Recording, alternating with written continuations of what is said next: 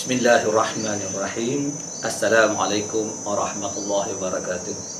Alhamdulillah, syukur pada Allah Subhanahu wa taala kerana memberi kesihatan dan kekuatan pada saya untuk terus menghasilkan video berkenaan dengan gangguan misteri ataupun sakit misteri. Pada kali ini saya akan fokuskan perbincangan kepada isu berkaitan dengan pelesit ataupun saka pelesit, sama ada ianya perlu dibuang ataupun ianya harus dibiarkan begitu sahaja.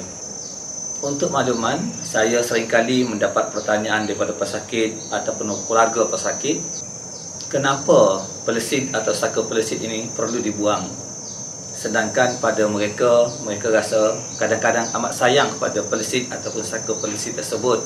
Ini kerana menurut mereka, pelesit ataupun saka pelesit tersebut banyak membantu mereka dalam menjalankan kerja-kerja seharian mereka, seperti kerja-kerja mengurut, berubat, berbidan, menjaga keluarga mereka, menjaga harta peribadi mereka dan sebagainya. Sebagaimana yang kita sedia maklum, pelesit ataupun saka pelesit ini ialah dari kalangan jin, yang mana mereka mempunyai kebolehan untuk membuat tipu hailah ataupun tipu daya, sehingga kita boleh percaya yang bahawa mereka itu membuat satu yang baik untuk kita, walhal itu adalah tipu hailah mereka semata-mata supaya mereka itu tidak kita buang. Sila tonton video ini sehingga tamat untuk mengetahui apakah kesan ataupun akibat-akibat yang mungkin akan kita alami, sama ada pada diri kita sendiri, ahli keluarga kita ataupun jiran-jiran kita, jika pelesit ataupun saka pelesit itu tidak dibuang dengan segera. Semoga perkongsian ini akan memberi manfaat kepada kita semua, insya-Allah.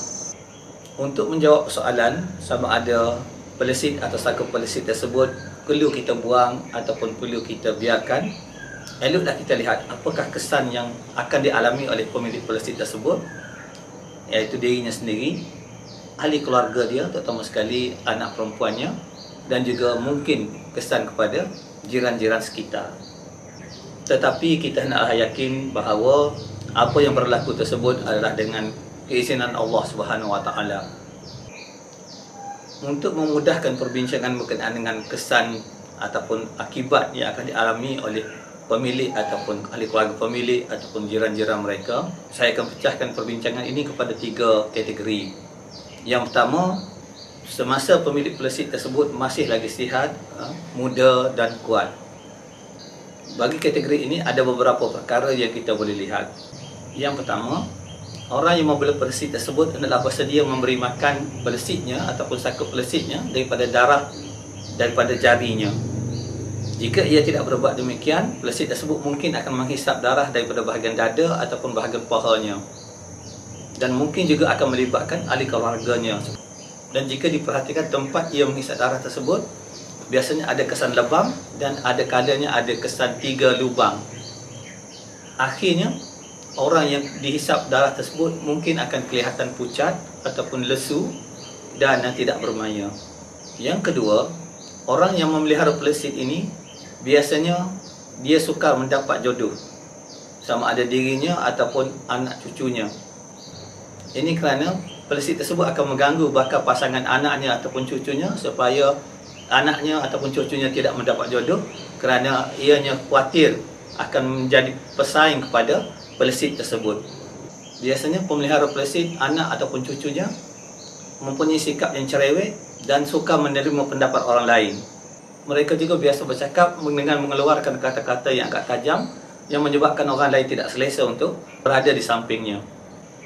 Yang ketiga, orang yang pelihara pelesit ini juga biasanya dia sukar untuk mendapatkan zuriat.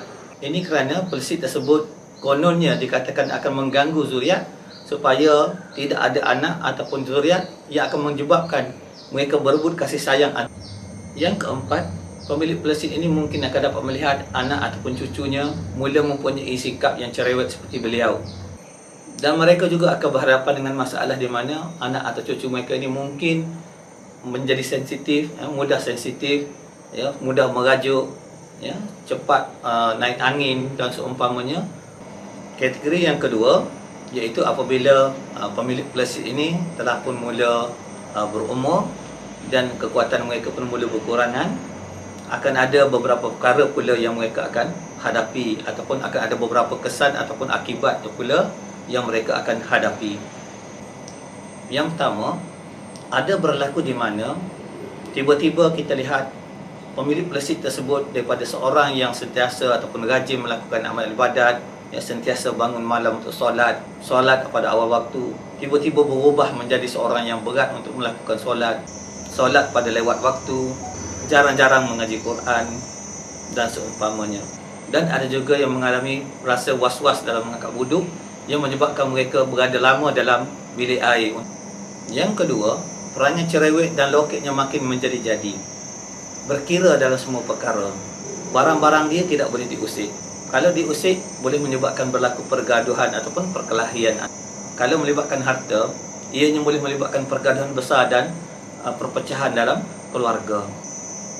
Yang ketiga, pemilik pelesit biasanya akan mula rasa lenguh di pinggang, sakit di lutut, mula-mula rasa sukar untuk berjalan, dan akhirnya terpaksa solat sambil duduk di kerusi kerana sukar untuk bangkit daripada tempat sujud. Yang keempat, pemilik pelesit ini walaupun dah berumur, mereka suka berpakaian seperti orang muda, berpakaian agak ketat, bersolek yang agak melampau, memakai barang kemas, dan mereka amat gemar kalau jika ada peluang untuk menghadiri kenduri kendara. Ini kerana mereka berpeluang untuk berhias bagaimana yang mereka inginkan. Saya pernah bertanya kepada pesakit ataupun pelaku pesakit, bagaimana dengan keadaan ibu mereka dahulu. Dan kebanyakan daripada mereka terkejut kerana apa yang kita bincang tadi kebanyakannya ada pada ibu mereka. Yang kelima, keluarga pemilik pelesit akan berhadapan dengan masalah untuk mengurus kebersihan pemilik pelesit tersebut. Ini kerana pada satu keadaan nanti mereka mungkin akan jadi nyanyuk ataupun lupa, dan mereka akan buang air besar ataupun air kecil merata-rata. Jika dipakaikan pampers, ia akan ditanggalkan. Dan untuk menguruskan kebersihan mereka, sama ada nak bawa ke bilik mandi dan sebagainya, agak sukar kerana badan mereka amat berat dan memerlukan 2 ataupun 3 orang untuk membawa mereka ke bilik mandi. Yang keenam, pemilik pelesit ini apabila mereka tua, mereka sukar untuk tidur malam. Ada kalanya mereka akan berjalan dalam rumah pergi mari, dan mungkin akan membuka pintu untuk keluar. Dan apabila mereka keluar, mereka tidak tahu untuk pulang. Ini akan menyebabkan keluarga mereka sukar untuk menjaga mereka kerana perlu menjaga sepanjang malam. Yang ketujuh, anak ataupun cucu pemilik pelesit tersebut ada kalanya enggan untuk menjaga mereka. Ini kerana mungkin mereka merasa seram melihat pemilik pelesit tersebut yang terbaring di atas katil dalam keadaan badan yang hanya tinggal kulit dan tulang dan muka yang cengkung. Dan ada juga keadaan yang lebih menakutkan bila makannya terlalu banyak. Yang ke-8, ada kalanya anak ataupun cucu pemilik pelesit mendengar seolah-olah pemilik pelesit tersebut bercakap dengan seseorang pada waktu malam. Ada kala didengari seperti dia menyuruh orang tersebut pergi jauh daripada dia. Walhal apabila ditanya, dia memberitahu tidak ada sesiapa pun yang datang pada malam tersebut. Yang ke-9, kebiasaannya pemilik pelesit ini apabila mereka uzur, mereka sukar untuk meninggal dunia, dan biasanya memerlukan bantuan daripada perawat untuk merawat mereka pada masa tersebut.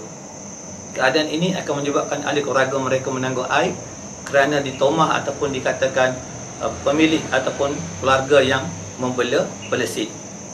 Kategori yang ketiga, iaitu apabila pemilik pelesit tersebut meninggal dunia. Yang pertama, jika pelesit atau saka pelesit tersebut tidak diambil alih oleh anak ataupun cucunya, pelesit atau saka pelesit tersebut akan merayau ke sana ke sini, dan ianya mungkin akan mula mengganggu anak ataupun cucu orang berkenaan. Dan ada kalanya ianya keluar daripada rumah mengganggu jiran-jiran, dan apabila keadaan tersebut berlaku, jiran-jiran akan bercakap dan akan memberi aib yang besar pada keluarga mereka. Yang kedua, anak ataupun cucu pemilik pelesit mungkin akan mula menanggung kesakitan ataupun gangguan-gangguan misteri yang sebelum ini belum ada. Ini kerana apabila pemiliknya dah tiada, pelesit tersebut akan berusaha untuk mencari pemilik yang baru. Jika kita lihat pada kesan ataupun akibat yang akan ditanggung oleh pemilik pelesit ataupun anak ataupun cucunya, dan kadang-kadang menyebabkan jiran-jirannya, kita boleh buat kesimpulan bahawa pelesit ataupun saka pelesit ini hendaklah dibuang sesegera yang boleh. Ini kerana jika dibiarkan lebih lama, pemilik pelesit atau saka pelesit tersebut akan lebih sayang kepada pelesit tersebut dan akan menyebabkan kesukaran untuk membuangnya. Itu sahaja perkongsian pada kali ini. InsyaAllah akan ada lagi perkongsian pada masa akan datang. Jika anda ada sebarang pertanyaan, komen, ingin berkongsi pengalaman dan sebagainya, anda bolehlah type di bahagian komen dan saya akan cuba memberi respon, tetapi mungkin memerlukan sedikit masa. Jika video ini bermanfaat, sila tekan butang like dan share. Bagi mengelakkan tuan-puan tertinggal video yang akan datang, tuan-puan bolehlah tekan butang subscribe dan butang loceng. Sekian, terima kasih. Assalamualaikum warahmatullahi wabarakatuh.